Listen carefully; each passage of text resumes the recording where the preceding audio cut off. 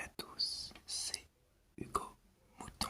On se retrouve aujourd'hui pour une vidéo sur la Alpine de 2024, la A524. On va commencer tout de suite à présenter.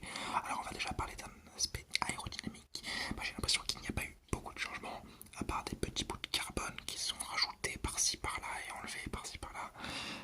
Et le bouchage de la coque, il y avait des petits trous dans la coque sur la monoplace de l'an dernier.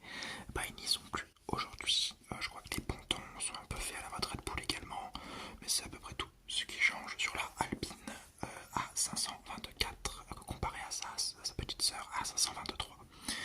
Du côté de la livrée, c'est là où ça change beaucoup plus. La livrée est très très noire, donc ça veut dire beaucoup de carbone, un poids moindre. Ça veut sûrement dire que Alpine a eu du mal à passer le test de poids, et c'est vraiment super joli. Je trouve ça très très beau. Alors certaines personnes se plaignent que ça va faire des voitures trop épurées pour tout le monde, que du noir avec des petits bouts de couleur. Moi j'aime bien cette mode du noir sur les voitures, je trouve ça plutôt pas mal. Et je la trouve vraiment très jolie.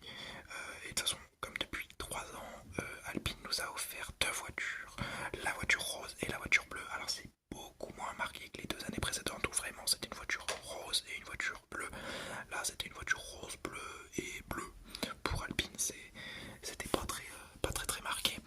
Des deux, je préfère la bleue, surtout avec l'avancée vers l'aileron avant que je trouve super jolie. Voilà. Donc j'aime pas mal, j'aime plutôt bien la livrée, je la trouve même meilleure que la Williams, que pour l'instant j'avais placé premier. Mais non, on a quand même perdu beaucoup de couleurs par rapport à l'année précédente.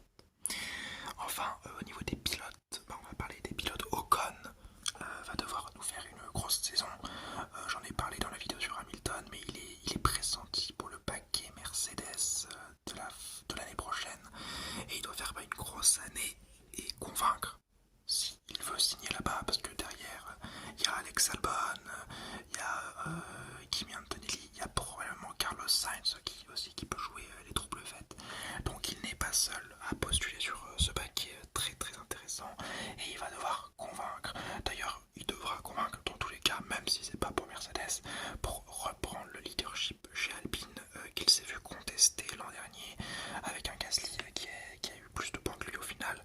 Mais l'objectif principal de Ocon cette année, ce sera de garder sa constance qu'on connaît assez forte chez lui, et par contre être plus performant, être constant mais plus performant dans la constance, parce qu'il nous avait autant de la très bonne performance constante, t'as des places assez intéressantes comme de la mauvaise constance dans des places sans les points, ce qui était un peu décevant l'an dernier.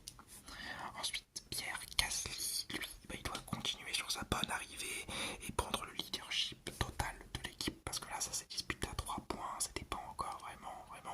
Là vraiment il faut qu'il prenne le leadership total, il faut qu'il montre que c'est lui le patron, et pourquoi pas aller chercher un top team si Alpine n'est pas intéressant à la fin de l'année.